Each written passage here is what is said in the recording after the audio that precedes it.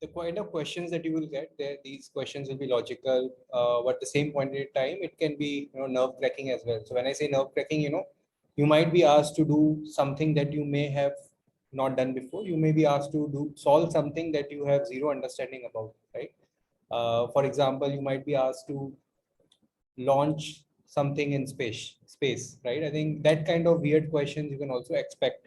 Let's say you are working with Tesla and you have to launch a new spaceship, for example, right? I think that kind of questions you can also expect, and for a second you might be left.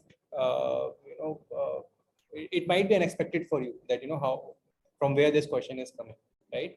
uh, I think that is one thing that we have to expect about product management interviews. So there's always an unexpected element that is there around these interviews.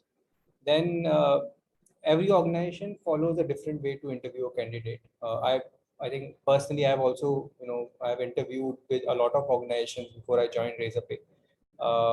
So and I have experience with different interviews, and I can be very clear with for I think for a good number of interviews I was not able to crack the interviews, right? With the same experience, but I think there is a way, there is a strategy that you can apply in order to crack these interviews, and I think once you will crack one interview, you will see that you are able to crack most of the interviews that you are you know facing in future, right? I think so that is very important.